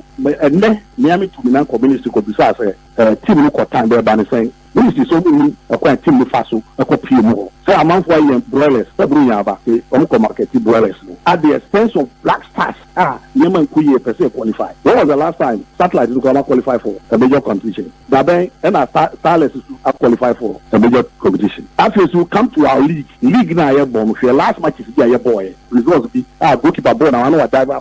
You have this year Division 1, Ukobwa, you team are qualified. Team super relegation. So it is the entire football landscape. Football now we say I don't yes. Me personally, when I tell myself is will be first term engaging. But when the panel be in the first term, you know second term man don't say yes. I didn't know we should not dream of a third term. We should forget it. Currently the decision is for him either to resign or to stay on and finish the second term. But for third term there, because a lie. We cannot endure this pain for another 6-7 years. You we and in Sama Kojofiano Gaka Chama or the Tujana Derek Barton Ed says FA president Zambia maybe on my so before Sababi FA president just so you be our coach school in Asifono. Was this as no can one or dream on Tiasia? Was any papa way so bet around a league no Emma is a Fimbia and me Emma and a month for any bit me at Jono. I stepping tornado appear. So a black noise blasted captain, no beer buno our Ghana see. Be educated before he can run a football and answer can be a GFA president. Yeah, why Europe? Because Greece for the first time, coach on Tibrovo, Greek Casanoka. But my information is I know what they all chair upper chair. And to me, who say like you was a who school baby and son obey a football president and answer obey. Obeti says Stephen Apia. Obeti Marani Ghana football because we have respect for him. Pia will respect and man. Because I Kaiser time Stephen was blaster or a captain. The worker Stephen this share training more as a young player and as a player. I want to meet now on Shannon. I was always more than that. So all the time when we are training at the center, but you are not a bon come. Because the training is so tough. You we and in some Derek Barton or they are two Jana Nunya, and Mohammed Kudus, one a 2 matches a boy Ghana, the and a Vezo Libya, the no one a captain here, and no you what is statement about Bonting at the chopper mood at the Magana Funina. So one and the leading team no as a captain. Into a better press and I can name and a technical captain in Nemo. Now or the chopper mood at the Magana for some put 2 matches a boy no resource Esenka yen sent to me Ekano yen sent to me and Kanti Yemfa and Chomo. Now say say edu the more ed the Ambassador Ghana for say or more and form to dringu from no muntre support and famomo. Now among me say qualifies a dome no. Umbetimi anya hodi na mabona resource ite Ghana fo nyina yepe no yense timi aka anti kotodwegu fom omusa da omusa yam epa Ghana fo nyina achew sampo African qualifiers no ese akwa bibia ho e de amaye we ene nsema kudu so da betuja enne ye hwe nim se MTNF Cup yi mo kansie na yese betimi abono draw no e betimi atodwa embenefo etete bekoso ewo GFA omo conference room wa anope nondu ana betimi abaso ntia na wahya no so sa etimi e de amaye omo frape na hya no se run of 64 no and so back piemo e wo ho yem fan sem nsie na yem kwa bedwafo na omo kwa nkyira ma adwene and ochi wa wutie so omo wi a ye be ma akwanya na so timi aba so na so timi aba kyerɛ wa adwene Hussein Adams fi tago ma yentio Kofi me da se me pese ye din common free baby and na me ka say na me ba meto aso na I want to start with Kudus Mohammed statement okay because I think he's right say at least who say o ma di Ghana fo hwamu a I mean, or the baby babon, now we know you can't see a baba may be because Steti say or no any lady as a captain, even though you're not the main captain or your assistant, but on the field or no one can say if you lead the responsibility, say team now or lead, including himself at the Ghana for him based on the 2 games resource now. Ghana etimi enya the free mono. So based on that, or render an unqualified apology to every Ghanaian. Say yemfan channel el honum. Now yemfan che even omunyina el honum. This one raises a lot of things because se Kudus Muhammad said bien hunu nyansa. No musunya mamboti. Okay. Efeni hu nyansa bien hu se omonso de akana Kudus de na enya. Ebi after Kudus de bia no mo de baba. Ana Kudus de ni nyansa sem. Ebi nyansa sem. Ko we say apology assurance Ghana versus Sudan AFCON qualifiers. Obi antie nie because last part of Kasembi or say as someone who captained the team in the 2 games, it is with great humility and deep sense of responsibility that I issue this statement on behalf of the entire team. I would like to extend our sincere apologies to the people of Ghana for our recent the pride we have in representing our beloved nation. We understand the disappointment and frustration this has caused, and we share those feelings. Hence, that we are committed to learning from our mistakes, regrouping, and working tirelessly to restore the Black Stars to our former glory. We value the unwavering support and the loyalty you've shown out once again. We urge all fans to stand by us during this challenging period for in the upcoming matches. And they could say they look forward in redeeming your Moya Diama Ghana and to compensate here. Now, the next 10 games are all Ghana, 10 wins, no goals conceded, 20 goals scored, 10 wins, no goals conceded, 20 goals scored. Because some no man so will be at the best team partner of the if you know when did attempt this time round to say AFCON and say nti eno mo fan to nchen asema me ka say me be kan nyina ye me personal story covid nti me nim nipa dodo e pe blaster say me fine obi a the way of support but to me the akoma me investor of black stars no enye sumo now it all started in 2005, Ghana, South Africa. My first Black Star match I made. Oh, okay. That was the time Kofi. That the 2026 World Cup. 2006. 2006 World Cup. Qualification playoff to 2006. They shared 2-0. Yeah. I remember the first player that I saw on the field of play was Matthew Amwa because no Sakura man. Yeah. And easy for me to identify him. Okay. And minimum even though I was young then, 11, 12 years thereabout. So I met yet form. And I hear born into Obi Baswa. On the same time, no, say be a classy TV, no kind of once and black and white. Into who play and I just say, Omuchato no so kesia, plus and once and plus, and no one no bisa to do nimno, no, I can say Matthew. I think no, it's a 14 years. You know, it's a 14 years. And your boss, I game new year, man who plays in India, but now for Mudin, I started airing Gebel. Oh, I see. And I never quit mammy who Ghana players a pa. Hey, Grace Ashin, you know. You Ghana Blasters, because all the players, but see, they make my tune from start to finish. It is one of the songs that beat in your tongue, change.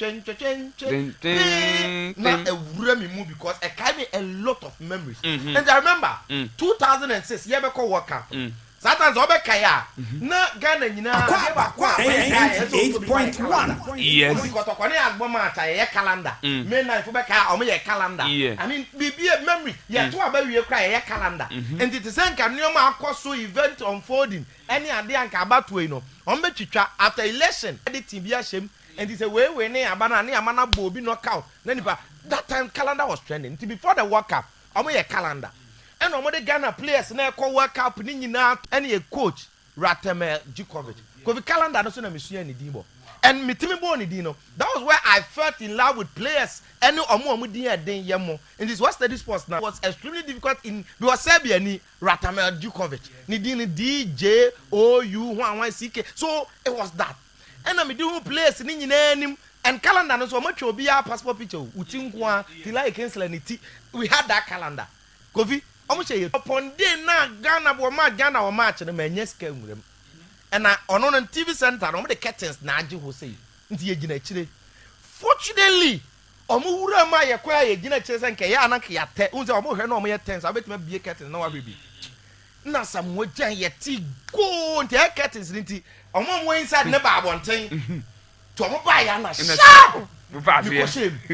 Now me hear replay and I'm who go now some say and maybe we are nothing also sa honest na pia wasa no nti na me papa wo lucky na nkwatena na nchen you say akwane hwe manim ba nti papa nchen nti na me hwe ball no ba na me feel okay after say the first half ye yima pie first half ye yima pie na mkam okay and I'm sure ball ni wie then ye bo wie ye be ball Serbia last match me and ye ball Brazil yes Brazil near round of 16 yet round of 16 okay omi ye film kovi me be 10 Ronaldinho over time because okay here one Ronaldo and I think that France was a team being a year of free yeah me there some man that's a boanajo or ko afene so you na time me there because omo na high that was where I fell in love with them last time okay fast forward and about 2008 AFCON and come 2008 so back you hosting entity a lot of news a lot of stories about Ghana and me kwame kunya t-shirt plain white okay yeah the Ghana na ye Africa na yatwe kan 2008 yes and we ato so because that wata dey ba ko be share be one man why you say nti before say can 2008 in chance now me grow interest in the national team okay yes san ya dey who say yanko Yamo qualifies. Friendly matches I hear na ye share after ye play tournament be. Say player be by friend na go. O she go say from JJ wo fa say, MC JJ nua after start ya opening game na Ghana good 2-0. Say 1-0 so. Michael Essien. Panyai second game. Junior Gogo. Panyai third game. Uti esi dia no ate wa shego. Uti wa shego. Nti I know so one memory me nya ye pa. Nti be see na one of my favorite players Anthony Anai. Oh okay. But then say war. Obino. Mikel Obi ani. Unse omo point no. In the course of the game we say, "Ya man a red card you." Si enye den you so mo sisi am Ghana. And after the match e be ye banter.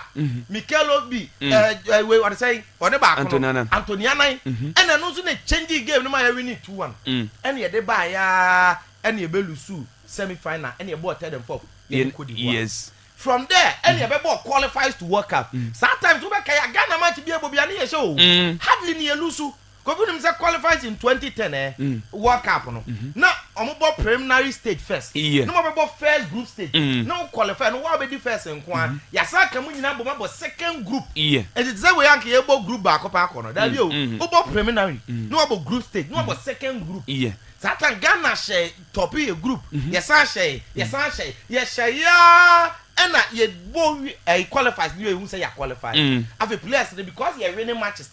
Ghana be one match. We feel with yate. Then to AFCON.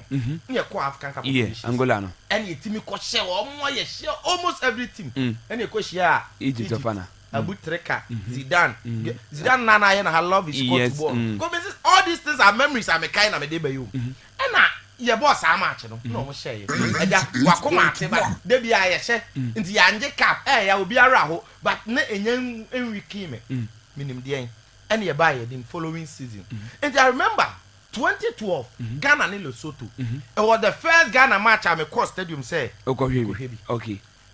Sa game no no do light no Jordan for hat trick. Yeah. Do light ma yes no kuja to abra ne zen kokwanyi dahu. Good. Be announcement. One of me Philly Ghana match say over the personal. Me correct sa match ne buy. The following year, near say na mo kuma say that Black Stars ne present celebrities ebo match. It was my first time I saw Van Vick Amoni Ade. And I'm because John Pencil, Fatou Dauda, and year 2013. And as Samuel Jan, na Castro Obama celebrities no. And na Adebayo Obama celebrities. Nana Mama Brown boss how match ni bi. And a Black Star for what the other side. And your boss how match no. Some match no kwa say eje ko tie mi a. Obo penalty 5 o say ni nyina. No ne Daniel Ejay. Say no so be che 5 ni. That so na Daniel Ejay no so wo form because we are going 20 about Black Stars form. Into who be ha na say ultimate hwe ni here because na entertaining game. Ndi ko VIP. Unlike Lesotho game na me what restaurants. Fast forward 2014 Ghana and Sudan. And before Ghana and Sudan no, me hear say again we no man fall in love with the national team so much. You have the players no, ye huhu omo, ye relate nti me interest abom more. Ye form so ye. Okay. And ye call 2013 AFCON. Yeah. Mewa. Ye call 2013 AFCON by. And also ye ntima anye and ye boy ye homodi and ye ba fie. Before the near about 2012 mewa. Yes. Okay. And you buy qualifies to the World Cup 2014. Yeah. And also me kai match am call park Kofi Ghana and Egypt.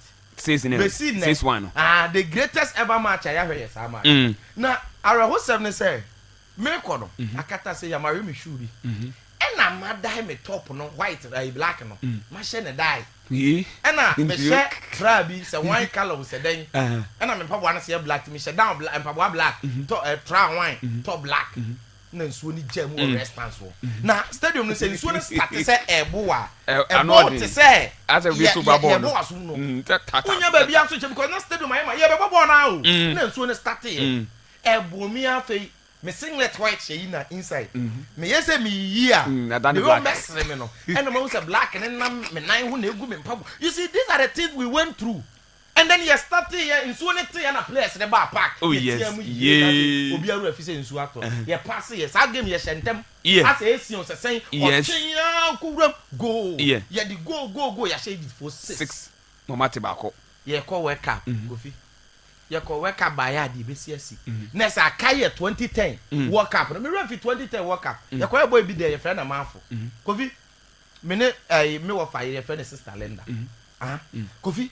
Tama ball wrestle no on say you declare the penalty she team bi friend is na US for ama ade chekre yesi nkrofo wu o akra ne ade bi se ahawofo ye fi ne nioma ndu ya akra wote sa ne mo ya na wo sere so ye no ye winning sa match I think US no US no baby ye hwe ball ne de be poso wo gira wo kro no run about no enti e ho no mo start solo kuni fi na ye hye o mo wani mu tiasa mo nya penalty na no ne nim say ya hye na me begina abonten say me be hwe sa ball na kofi me gira abonten me so ma bi we inside e na me call me sa de mani kotem kotare ya sa mo tia to TV so kakaka odane ni ti de kwa no wadane akwa ha e na me sa ba abonten say me ti go a yeti ye wase no na me timirika ye koya asamoja na tade akata all these things we've passed through to this day I think the last Ghana game I'm here, the Ghana Nigeria, right? Oh, okay. And we've passed through all these things, the highs, the lows, and everything. There is one thing, even all that time, never remaining supreme commitment. Oh yes. And these memories, this era, ayenya ni bibia wo football no. Enunti, and I met me you ma dua free blaster ni be seen there because Kofi say man when here ombeku wanya fetwa that's a panty china so beto aso why na ya hwe kwame Kofi ba ma yidi we musin komo na komo na de so best blasters match okay 2005 Sabe na tago wa keme 10 years jangwa asem data ni mu school that time me lista na me lista na me school person wa match blasters give 10 years na my hear blasters match 10 years and no we hear blasters match 10 years I know just what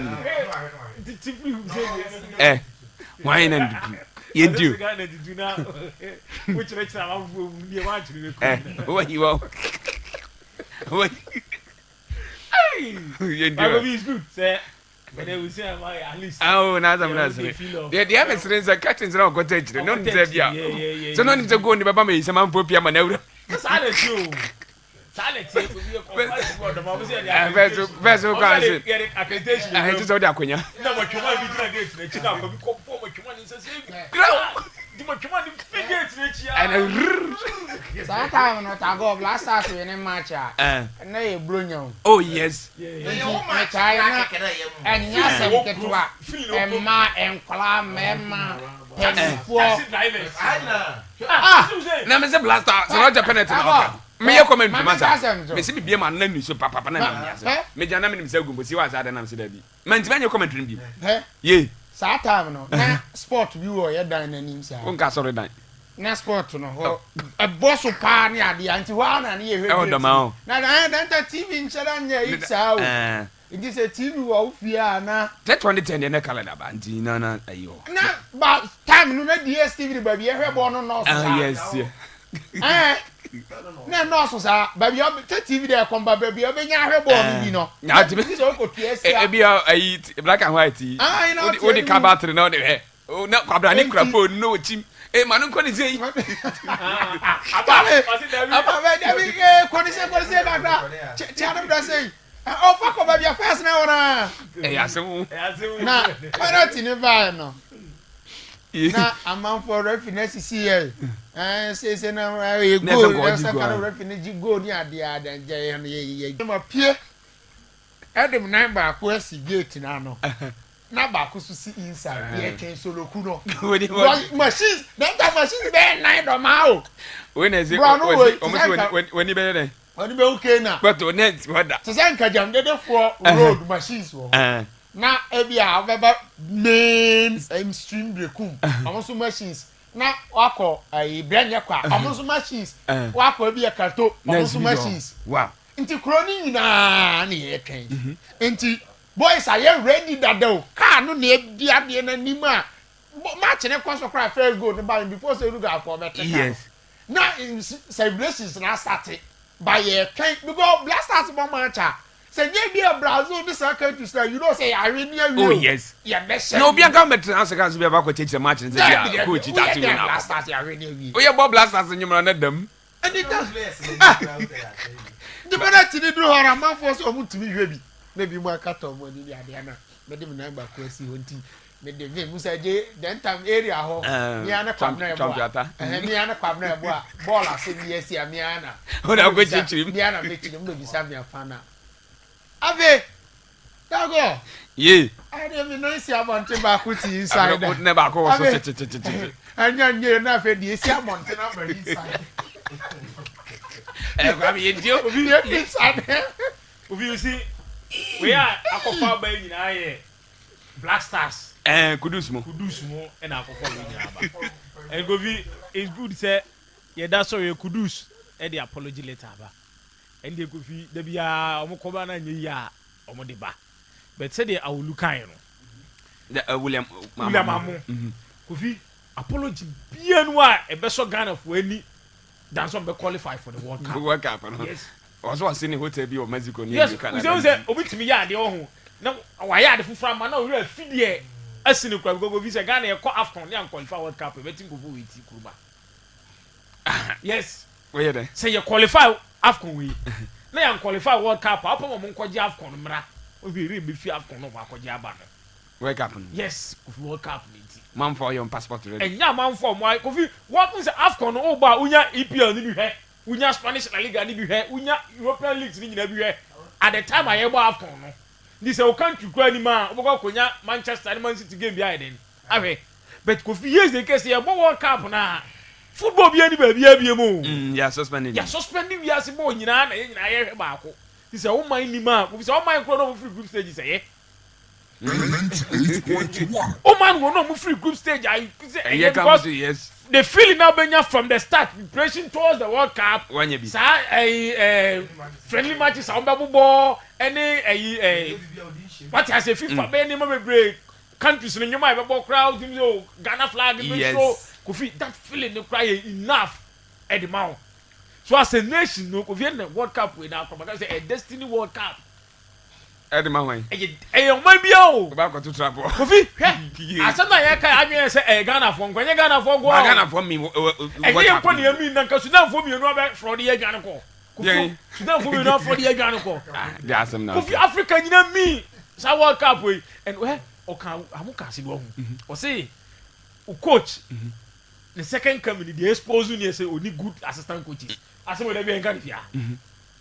O se de ma Milo Milo ni nyina na e tanko no an no ase no akwasi apia ne Salas tete e Salas tete ne kwasi apia meaning say no mo na nkasa guys no some sort of respect be there then e de mo dada e na adwuma na nkasa kofi no mo nim nti adwuma na se kofi coach ankasa ye ka coach a o assistant coach ye be 60% on my day that time so na Salas tete dem kana akojanda 20 number no ni mo bia Salas tete no wa coach Blaster about some matches what does it odo ma kojanda 20 udi qualify se ga wode boy ya ma kwasi apia ne maso kona du mu nyina time mo ya assistant coach mo nya matches e coach as interim nti no mu odu so kofi e ho na wa ma yahu se sa ya assistant coach si da bia asema e ka no ampa wo betwa de ato so se ampa ya assistant coach si ne nya de se John Peter tama man for demonstration se Ghana football uno be ka se bi de ope ne man appointment di kofi wa na ba yiro ho aka se bi wonya appointment and appointment ne ho nsunsu anso na aba no and then emi de se former players bi aka se coaches na ne ejo mu di nya sa na assistant coaches na ya ade pa ene ne ye kofa coaches so ya ade na assistant coaches na nya ade go ma ka jo say anytime ye bo game coach so assistant coach nti awo nkasa bebre no yes so tie na already ni na so for the coach to go fi media misro baby akeka kon Black Stars apology na cruise ya ba no ye ni asem a chopper bia ni wa chance o me qualify world cup no yes that's it comedy wa arachichi sem bia no chance jiwe ko di be no American sem bi say yes Sudan for the Ghana but Kofi pay me checks no if for na delegation e kwa so e bi so Ghana na ta ba ko kra me ni ka say o say ba ko so 27 when me be team no what here bo Sudan for na ti say if no friend ko for na do am ko say e kotokode a Muslim delegation no say omoni Ghana for some contract bia every delegate na is your come omaya sma say na kotokoma Sudan for man na small omo ko hwandim ye democracy na wo a efe wo asema ye kan ozi ya sma kotokoti ye so na leader of delegation Ghana Football Association office and they are done travel connection connection ye dio ye and na say ye ka ka kakra ye mama ye bia se ha ye ka ka Tago Kudus was it one med team no was it team no Kudus apology no maso o man e bo wanko abo wakra apology no maso mama Ghana Kudus Ghana ya je apology na to wa nemo no go and sin no more ara me boa this is how travel for the tago but the truth is that it should reflect the in your actions. Okay. So the disappointment how they are Ghana for no unya kwanya bi mu a obes san niam. Okay. And if we no Kofi. Yam pe kwan bi so anyi o man free o mo mandate so a ebe kakra Ghana. O mo sa pa bi akobim. No kra na ya na o mo timi de natural na to dey tukwan. Na ministry so ni mo. Ye be du ba bi tago. Ye Nya stadium ba kokra mobo so ebe kakra Black Stars no ko ho abete ne Vanuatu nom ne Bambudamu amu ne beba be yen every amukra me so say aba mu tinim say David amu peba bi ntra you tago ye for George Free to say yen je otu ado no onye na adwuma no me ne ya adwen okay. It is not about the issue, no. It is not about the coach. Because since Kurt may take you over the reins away from let's look at the number of coaches since 2019 Omoko. Okay. None of them, no, I think over these 2 years. That be. Obiano, yes, Obiano. Ampa. Good. The audio call a World Cup, no, no, interim, no, Sanye, Mansanya Dortmund, you know. Anti Edman, I know about a part time. And I'm very sure as I say, obey on a permanent basis, uncle, you. Anti Mario, maybe can't seem to conclude. Okay. And to the point here is that, it is not about sacking coaches. I lose say this Senegal man no. Not just our coaches we are. But I dear about one a man Senegal for you gidie wo no maintain no for that longer. Otinya chibi there now mo pema mo. And he say no a local coach, so we felt that this time around no you should give the opportunity to local coach. Oh okay.